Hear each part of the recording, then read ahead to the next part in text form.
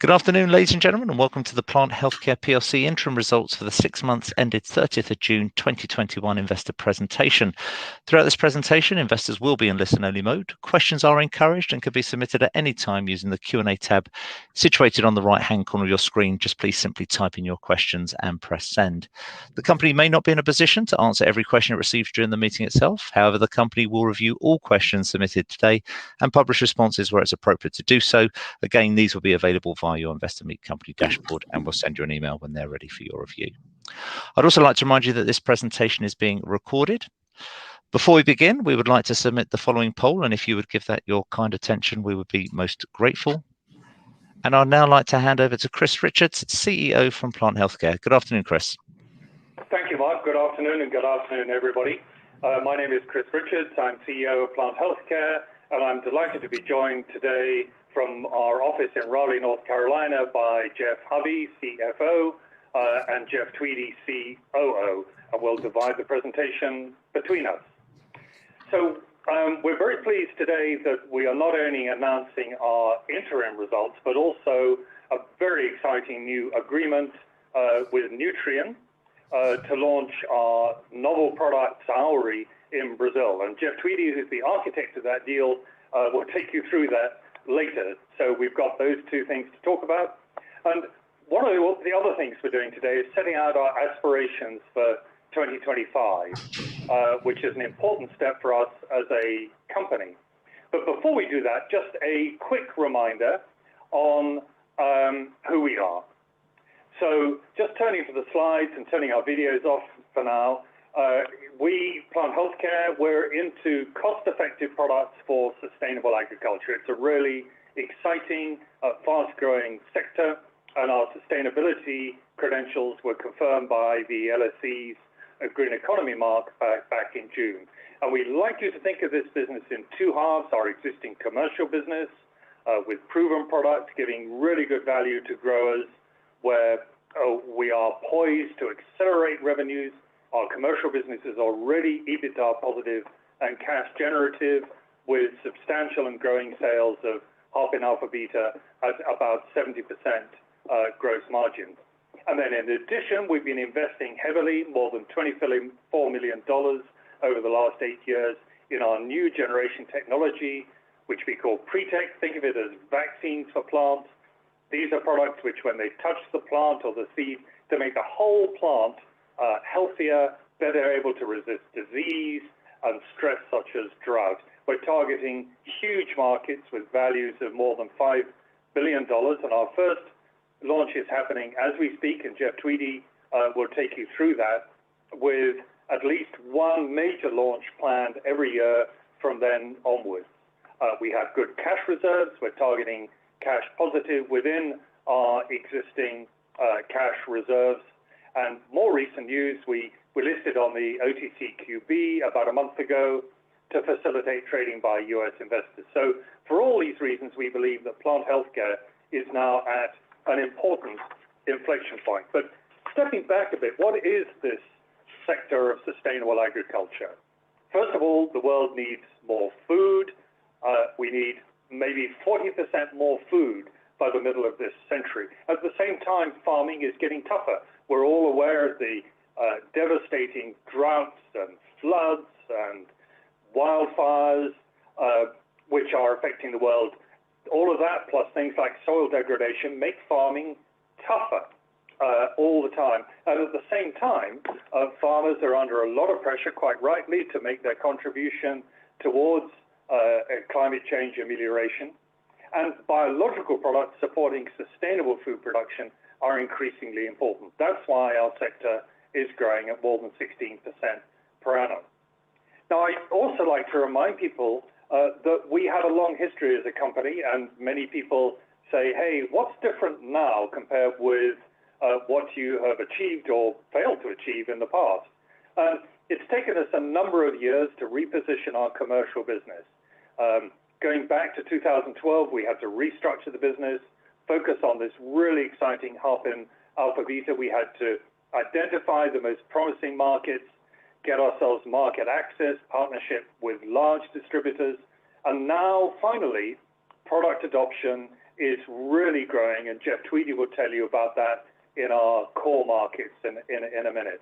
And beyond that, we can now see, based on the product adoption over the last 24 months or so, where we're going to be in 2025, which gives us great confidence in our ability to deliver and forecast the future. So in addition to that, with Pretech, we have been working on Pretech since 2012. Again, we've synthesized more than 800 potential products. We've screened them. We've filed patents, of which 11 have already been granted. We confirmed the products work. We've worked on low-cost production. And now we are in the process of launching our very first product in Brazil. So again, we have a really good basis on which to set our aspirations for the future. So what are our aspirations for 2025? Well, first of all, in our three major markets, which are U.S. corn, U.S. specialty crops, which is fruits and vegetables, and Brazil sugarcane, we now have established curves of product adoption, which we are able to extrapolate forward. And we're making good progress towards our midterm targets, and these are $5 to $15 million opportunities. And there are other markets as well. So we see our commercial business with the major markets and the other half in alpha beta markets getting us to our aspiration is $20 million in 2025. And then with Pretech, the launch of Saori in Brazil, again, Jeff Tweedy will tell you about that in a minute. And then we plan a major launch every year from this year onwards in the US in 2022 and another product in 23. And again, each of these are $5 to $10 million sectors for us targets rather for us to go for. We aspire to be selling $10 million of Pretech products, vaccines for plants in 2025. If we achieve that, we will be tracking towards achieving cash positive. And when I look at competing companies in this area, the best companies, our peers, are generating 25 to 30% EBITDA on sales. I believe that is an achievable aspiration for us. And on top of that, there is further growth. And I would like to say that these aspirations are based upon what we have in our hands today, the markets and the opportunities we have today. We don't aim to stay still. From here, we will not only execute in these markets, but we're seeking additional ones as well. So I'd be happy later to take questions on our aspirations, but that's how we have built them. Now I'd like to pass to Jeff Tweedy to talk about where we are with the commercial business today. Thank you, Chris, and good afternoon. I want to start with our U.S. business. We've had an excellent year of on-ground sales. First of all, in our U.S. corn market, we continue to see strong growth with acres treated almost 1% of the corn market now. And that's really due to the strength of the product that we have and the partnership that we have in U.S. corn. We saw very good yield increases again this year.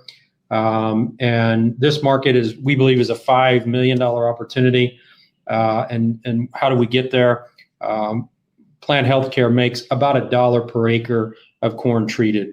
So it's a really significant market, one of the largest markets in the world. And again, we saw very good growth this past year. Turning to our specialty crop market, we've more than doubled our sales, on-ground sales, with our partner there, Wilbur Ellis. We've been working with them for a couple of years now. They're the fourth largest distributor, but very strong in the specialty crop market out in the western markets in northern U.S. And really focused on biologicals. So it's a good partnership for us. In that particular market, there's less acres available, but we make more. So it's about $5 per ounce sold. And in these crops, we get multiple applications. And that's how we get to our $10 million opportunity there. But I would just point to the graph on the right and look at that growth. This is year-to-date sales on ground with them. We still have about another 30 days to go, but very pleased with the performance of both of these customers. And it just goes to the strength of having partnerships with large distributors. If we turn to the next slide, we'll talk about our market in Brazil. We saw great benefits from applications of Harpin to sugarcane. If you look at the picture to the right, this is sugarcane under severe drought. We continue to see yield increases. Our first half sales on ground were slowed because of that. It was delayed plantings. However, if you look at the bottom right graph, those on ground sales have actually picked up and more in line with the trend line that we see in the second half, and we expect that to continue. The drought really reinforces the benefits of why Harpin should be used in helping the plant to overcome these stresses. And again, we think that this is a $15 million opportunity in this market, and continue to focus on it. In Europe, we've had a really good first half. Sales increased in our Spain and Portugal business 69%. This was really driven off citrus and somewhat rice. And we had very early applications that went on because of some of the cool temperatures. We did sign a new agreement. We announced that, I think in July, with a very large distributor in Europe called Agri. They're a leader in the UK market, but they also have presence in other countries in Europe, which we'll continue to work with them and expand that in the future. Our UK sales continue to grow on potatoes, which is a key focus market. And because of COVID last year, we didn't see any sales in the mini market. That market returned this year with very good sales growth. In Mexico, our first half sales were down slightly, and this was due to the pricing of fruits and vegetables and reduced acres in Mexico. We have seen a very good start to the second half, and we've picked up some business in new crops like avocados and berries and better pricing of the export vegetables. So we expect second half sales to pick up and offset some of the losses in the first half. And last thing I'll touch on is Argentina. We did receive a registration for Harpin in August this year. We believe it's a significant opportunity in corn and soybeans, and we've got testing going on with several partners in this current season. And our plan is to select a partner for distribution in Argentina for the 2022 use season, which will probably be about a year from now. Next, this is what Chris was referring to as the announcement that went out this morning. I'm very excited about this. The team has worked very hard with Nutrien over the past year, and I'm happy to say that Nutrien will be our exclusive distribution partner for Saori in Brazil. They're the world's largest distributor with about 15 billion in input. They've made major investments in Brazil, not only in retail outlets, but also in seed. And in a recent meeting with their LATAM head, he made reference to their goal is to build a differentiated biological portfolio, and they want Saori to be a key part of that. So they're a very strong partner. Soybeans is the Brazil market is a 38 million hectare market. There's about $2.85 billion spent on fungicides. 2.5 of that is spent on Asian rust and control. And Saori will be a seed treatment that will protect against those diseases. We've seen very good yield results again this year, not only our trials, but with Nutrien as well. That 4% increase is worth about $80 a hectare to a grower. Our commercial teams are working very hard right now to prepare for the launch, and that will start taking place within the next month. And as Chris mentioned, our aspirations by 2025 is somewhere around $10 million in sales in this market. And I just want to mention that with Nutrien, this agreement, we now have 4 of the largest distributors in the world under exclusive agreements with the plant healthcare technology. If you take the 2 agreements we have in the U.S. with our corn partner, Wilbur, Agri in the UK, and now Nutrien in Brazil. So that's something that really separates plant healthcare from other biological companies out there and really gives us broad market access going forward. The last slide I'll touch on is, we want to talk about accelerating our global launch plans. So we did a fundraise, as Chris mentioned, in March. what did we do with those funds? So we had a plan to move forward with our U.S. registration for PHC 279 for disease control. That's the product that we have an agreement, a joint development agreement with Wilbur Ellis, and we're moving forward for launch plans a year from now with them. But what we did is we moved up or we increased our spending on PHC 949. This is our next peptide for nematode control. I'm very excited about the control that we've been seeing so far. We will submit a registration for that product in the fourth quarter of this year with plan to launch in the fourth quarter of 2023. And then we'll file that a year later with the launch of PHC 949 or submission in Brazil. Why do we have to wait a year? Because we need to do efficacy trials to support this submission. You have to have those before the submission goes in. So that will be ready for the 2024 use season as well. We believe those three combined markets are worth somewhere around 18 million in revenue. So very large markets for us. We have relationships with the partners today, and we have other relationships that we're exploring to really expand upon the current partners. So very excited about not only the nutrient, where we're headed, but also the investment that we're making in peptides and the future launches that will help fuel the growth of Plant Healthcare. And I'll turn it over to Jeff Hovey. Thank you, Jeff. Good afternoon, good evening, everyone. Our first half revenue was $3.5 million, which is an increase of 13% over the prior year. This was led by our EMEA region, which was up 76% versus 2020, first half 2020. Our Harpin revenue increased 26% to $2.4 million. All regions, with the exception of Brazil, experienced growth, which once again was led by our EMEA region, which was up 82%. And as Jeff alluded to, our Mexican sales were down 3% year over year. However, the Harpin sales were actually up 24% over the same time. Our gross margin decreased 3% to 56% due to currency fluctuations in Mexico, and our cash operating expenses increased around $600,000. That's due to the increase in our commercial spend to drive our global sales, as well as help with our pre-tech product launches. Our cash used in operations decreased $600,000 versus the first half of 2020, and I'll expand on that due to working capital improvements, and I'll expand on that in the next slide. So with all that, our adjusted EBITDA increased $450,000 to $2.3 million due to the increase in cash operating expenses and offset by the increased margin. Our operating loss decreased substantially versus last year, and that's due to the translational gains that we took from our intercompany sterling loans.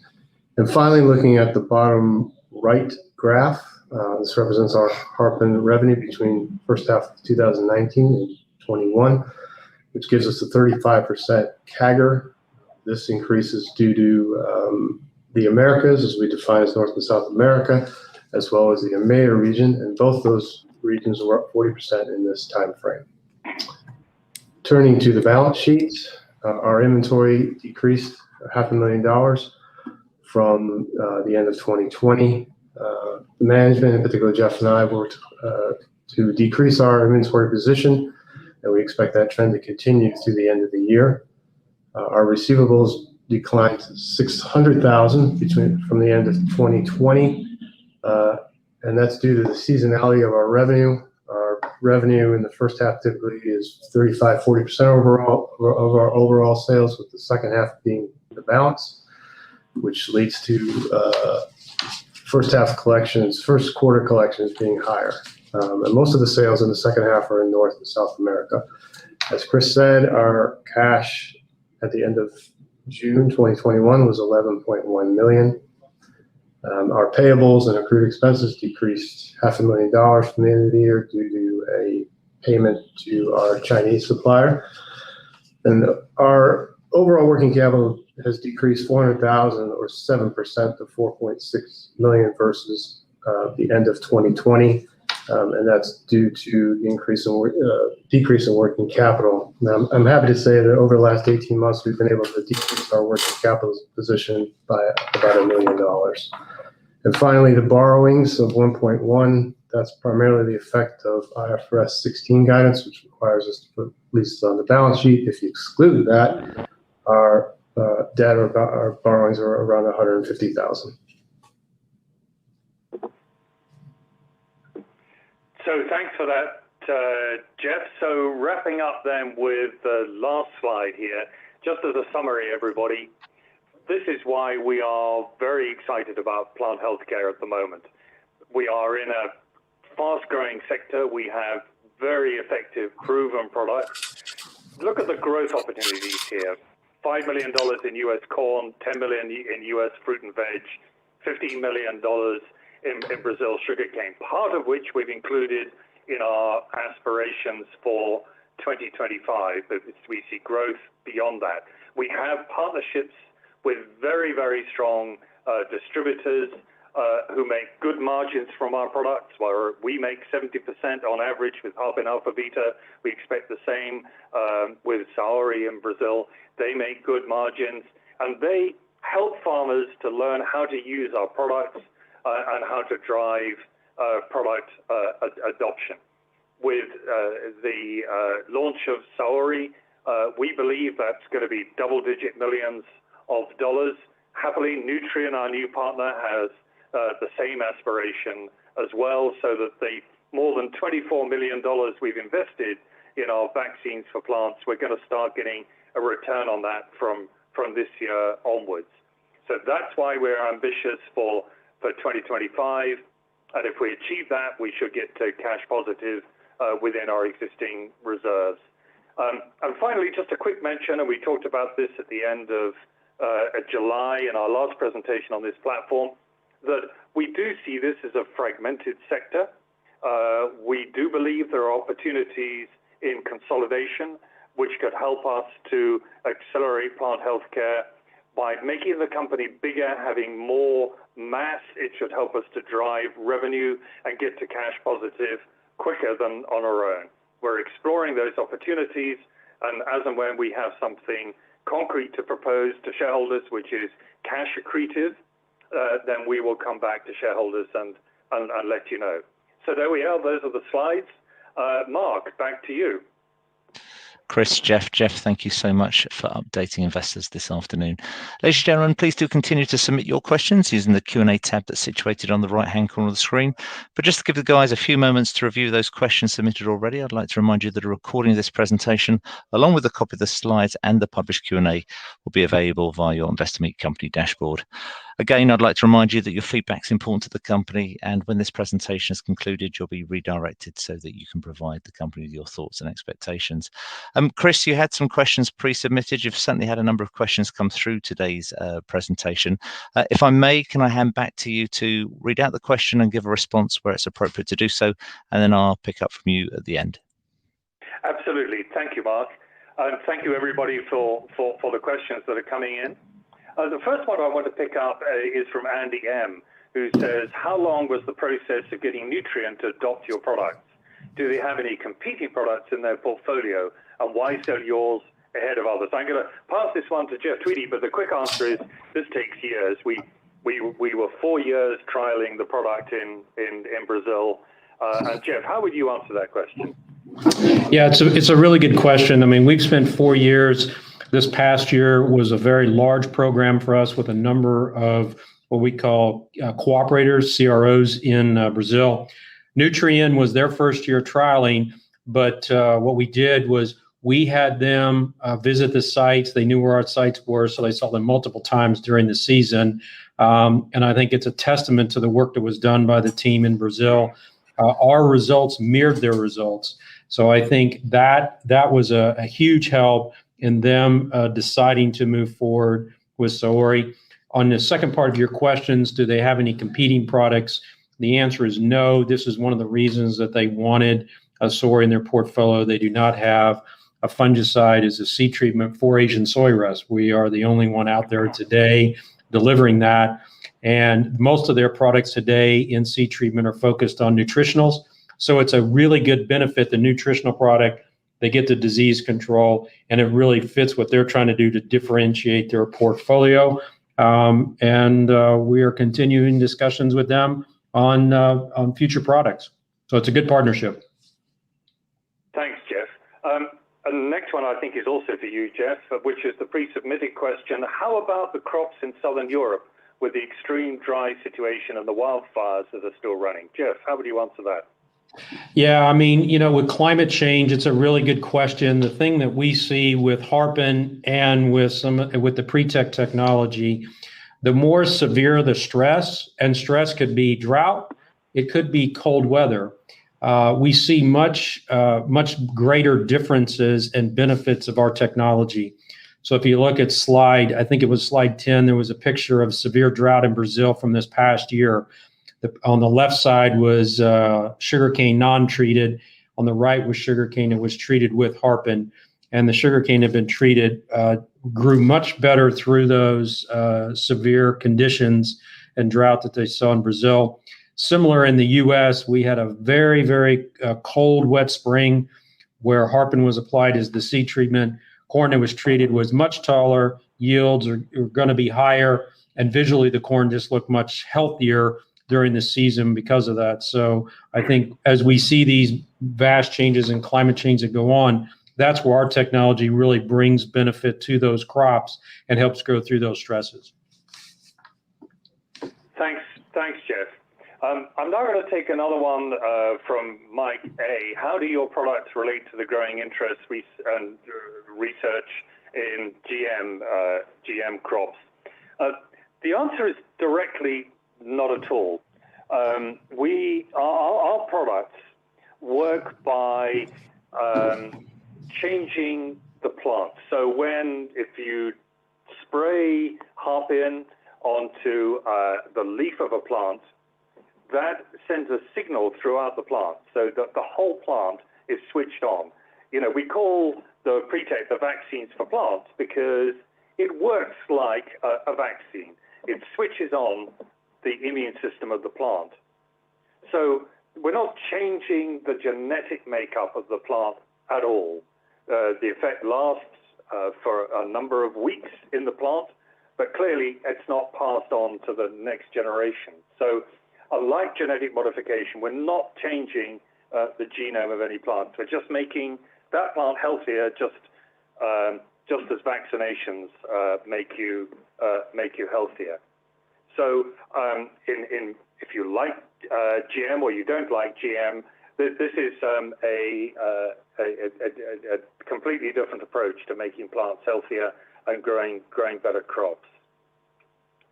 So I'd like to pass now, and this is another one I think for you, Jeff Tweedy. There's a question from Richard M. Can you detail the percentage of trialists by product who repurchase in the subsequent and following years, and have they also increased acreage to which it's applied? In other words, what is the level of user loyalty? Jeff, how would you answer that? Yeah, it's a good question. It kind of varies by information we get from our customers, but typically, you see anywhere from, can be 60 to as much as 80% loyalty in use. It depends on customers and what information they share with us. What a grower will do is year one, they'll give it a try. So they'll use it on small acreage. Year two, they'll increase that acreage. And then year three is where you start to see kind of what I would call more broad adoption. And you have growers even within certain market segments are in various stages of that level of adoption. But that's probably a pretty good percentage to use. Thanks. Thank you, Jeff. So the next one I'm going to pick up is from Simon C. Given the significant progress you've made over the last couple of years, what is left to address before full market adoption? You have proven products, the largest distributors in the world. Have I missed anything? Well, it's a really good way of looking at it. We have made significant progress, but we need to be realistic. We're a small company. We're a small team. There's only a certain amount that we've been able to do so far. And the way I put it is there's still a huge amount of white space out there that we have not not addressed. I'm pretty happy with our position with Harpin in the US. I'm pretty happy with it in Brazilian sugarcane. I'm pretty happy with it in citrus in Spain and potatoes in UK. We're growing well with great partners. That leaves huge chunks of the world where we still need to do a lot of work. So as an example, Jeff mentioned we now have registration in Argentina. We haven't started sales there yet. We're still working on identifying the best route to market, the best partners to take into Argentina. And Argentina is a huge producer, particularly of soy and corn, and a pretty big producer of specialty crops as well, particularly for the wine lovers amongst you, of course, grapes. And then in Europe, we're taking the first baby steps, frankly, in Europe. We haven't really touched Asia, a market which I know very well, Japan. I would love to do more in Japan. There's a tremendous opportunity for biological products in fruits and vegetables in Japan. So that's just with Harpin. And then beyond that, with the pre-tech products, the vaccines for plants, we've displayed to you today just Saori in Brazil in soy, PHC 279, and PHC 949 in the US and Brazil. We have huge potential in these products. And frankly, that's one reason why we need to get bigger. Because if we're bigger, we can pursue more crops, more countries, and more products. So I think we're at the start of a really, really exciting journey. Jeff, Tweedy, would you add to that? How do you see it? Yeah, I mean, the thing that I would add is we've already started that process. I've already talked to a number of people this morning on what are we going to do next. So I think for me, how do we expand Harpin with our existing customers today? That would be number one. How do we add to additional agreements, commercial agreements for pre-tech, specifically for 949 in the US and Brazil? I think we've got the building blocks of relationships to do that. As you mentioned, Europe, it's a very good business for us, but I would like it to be much larger, and so expansion there. And then thirdly, you mentioned Asia, but with the results that we have on sugarcane in Brazil, there's a huge opportunity in India. It's a much more fragmented market, but we are having some discussions with partners there today, and maybe a different way to access that market through a relationship working with sugarcane processors. So I think the results in sugarcane in Brazil will transfer there, and hopefully we can get some relationships going there. So we're definitely not sitting on our laurels. We are looking forward, and there's much more to do. And we believe there's a lot of other areas and partnerships that we can expand, not only our current Harpin business, but build on our pre-tech expansion. Thanks, Jeff. More questions coming in. I'm going to take very quickly. Mike A., do you see GM as a competitive technology which may in time undermine your market? A quick answer is no.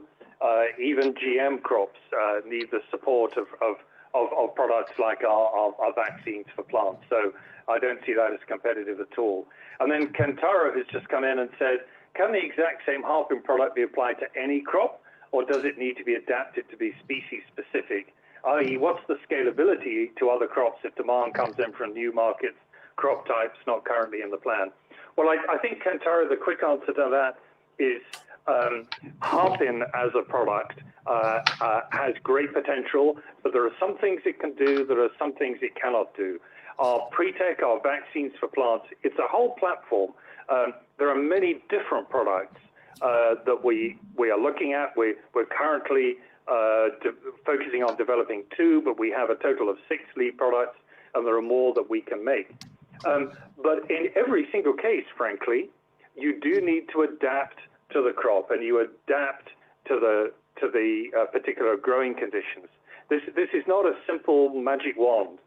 You have to apply the right dose of the product at the right time, and that varies around the world. So this is not a simple thing to do. It's complex, it takes time, and differentiating the market through different products also makes sense. So many investors say, hey guys, you should be selling hundreds of millions of dollars by now.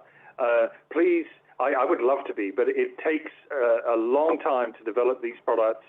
I think the aspirations that we're setting out are reasonable and achievable, but it does take time to get to where you want to be. I think I'd like to address now, there's a question from Roger F., which I'm going to put to Jeff Hovey here. Roger says, has the level of trading of your shares in the OTC market in this first month met your expectations, and how do you see that evolving? Quick answer is we weren't expecting too much in the first month, and it's amply come through. Jeff, how would you see how we're going to develop that in the future? I think that's right. I mean, we've had a long process to get in the OTC. We've been on there about a month, and we're working on a couple of things to increase our exposure and get in front of investors to help drive the volume on the U.S. side as well as primarily in the U.S. side. Great, thanks.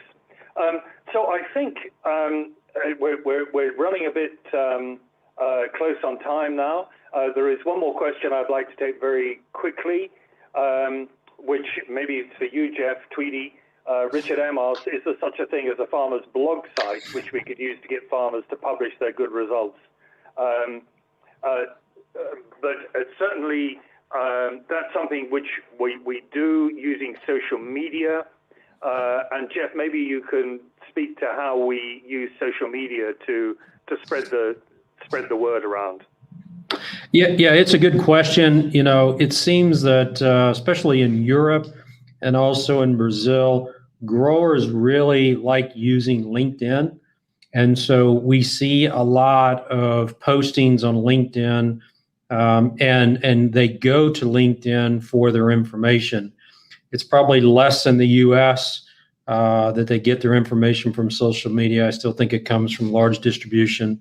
But the growers in Europe and Brazil really like that as a way to publish results, but also look at results that come in, and it's widely used. And as we look at our numbers in those respective regions, they're very high on LinkedIn. Thanks for that, Jeff. So I think we're getting close to running out of time here, Mark. So I'm going to pass back to you. You're very kind, Chris, and thank you so much to all the investors that have taken time to submit questions, and Chris, and to both the Jeffs for giving your responses. Chris, we'll shortly redirect investors to provide you feedback. But before doing so, perhaps I could just hand back to you just for a summary, a few closing comments, and then, as I say, I'll redirect investors to give you their thoughts and expectations. Thanks, Mark, and thank you, everybody, for listening. As I hope you can tell, the two Jeffs and myself, we're very excited about plant healthcare at the moment. We are also very conscious that we need to execute. We need to deliver what we've said. We are confident of meeting our expectations for this year. And once we've delivered those and we've looked at our expectations for 2022, I hope that people will really not only feel our level of confidence, but believe that this company has, share our belief that this company has a very, very exciting future ahead of us. And thanks for coming along on the ride. Stick with us and follow us on our social media, on Twitter and LinkedIn, which we're doing increasingly, and check out what we put on our website. We look forward to further communication with our investors across the world. Thank you. Chris, Jeff, thank you very much indeed for updating investors this afternoon. Could I please ask investors not to close this session, as we will now automatically redirect you for the opportunity to provide your feedback in order that the management team can really better understand your views and expectations. It will only take a few moments to complete, but I'm sure will be greatly valued by Chris and the rest of the team. On behalf of the management team of Plant Healthcare, we'd like to thank you very much for attending today's presentation. That now concludes today's session, and good afternoon to you all.